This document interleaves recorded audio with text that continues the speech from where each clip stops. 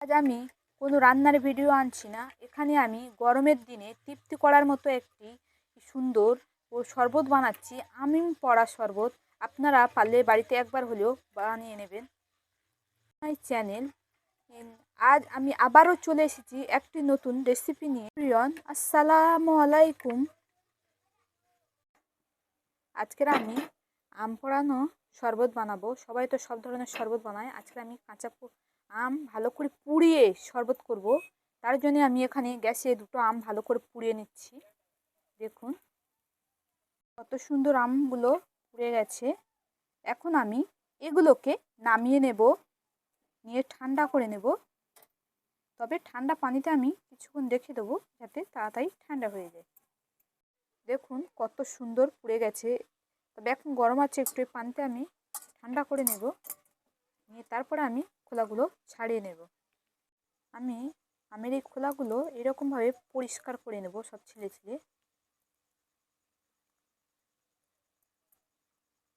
গরম আছে, তাও এই গরমে গরমে ছিলে ভালো লাগে। আম দুটো আমি ভালো করে পরিষ্কার করে ছিলে নিচ্ছি। এখানে এখন আমি পানি দেব।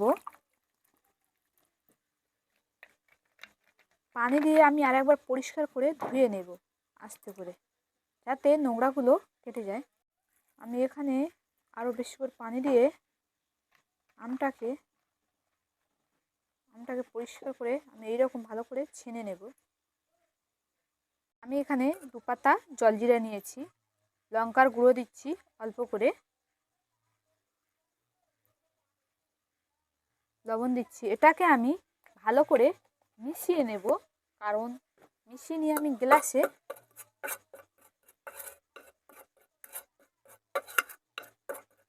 এটাকে আমি ভালো করে মিশিয়ে নিচ্ছি। এবার এই যে গ্লাস নিয়েছি, গ্লাসটাকে আমি ভালো করে এরকম করে ভালো করে মাখিয়ে,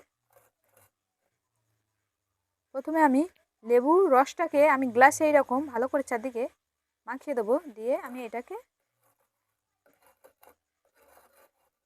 ভালো করে এইরকম গ্লাসের মুখে ভালো করে আমি এগুলি মাখিয়ে নেব।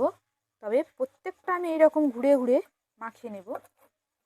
খেতেও সুন্দর লাগবে, দেখতেও সুন্দর লাগবে। এই গরমের দিনে কি বলুন তো, এই গরমের দিনে বিশেষ করে নুন নুন ঝাল ঝাল খেতে খুব সুন্দর লাগবে।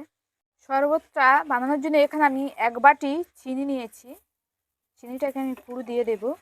দিয়ে আমি ভালো করে এটাকে খুব সুন্দর করে চিনিটা শরবতের সঙ্গে ভালো করে ফেটে নেব। সাদা আসার জন্যে ও নুন নুন লাগার জন্যে আমি এখানে জলজিরা 3 প্যাকেট ব্যবহার করছি, কারণ এখানে শরবতটা 3 গ্লাসই হবে। এখানে আমি 3 প্যাকেটই দিচ্ছি।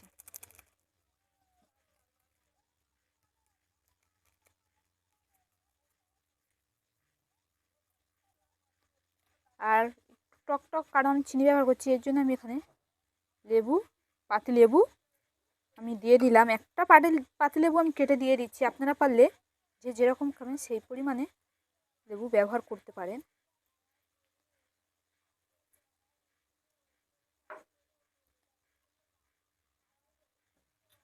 এবং পারলে আপনারা গন্ধরাজ লেবুটা নিতে পারেন, কারণ গন্ধরাজ লেবুতে খুব সুগন্ধ বার হয়। যদি এই গরমের দিনে তৃপ্তি পেতে চান, অবশ্যই এই আম পাড়া শরবতটা একবার হলেও বাড়িতে বানিয়ে দেখতে পারেন। শুধু মন না, প্রাণও ঠান্ডা করে দেবে। শরবতটি আমার এখানে চিনি ভালোভাবে আমি মিক্স করে নিয়েছি। এটাকে এখন আমি সরিয়ে রেখে দেব। এখানে আমি 3টে গ্লাস নিয়েছি, আর এখন আমি শরবতটা গ্লাসে ঢেলে দেব।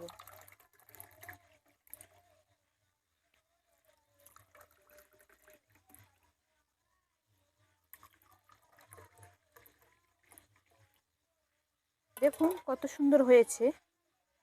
আমি এখানে আরও পারলে গরমের দিনে যদি আপনারা পারেন এই রকম বরফ দিয়ে দেবেন, 2-3টে দিয়ে দিবেন। ঠান্ডা ঠান্ডা গরমে খেতে খুব সুন্দর লাগবে। এই রকম ঠান্ডা ঠান্ডা খেতে হলে অবশ্যই বরফ ভালো করে মিক্সড করে নেবেন। দেখুন কত সুন্দর হয়েছে।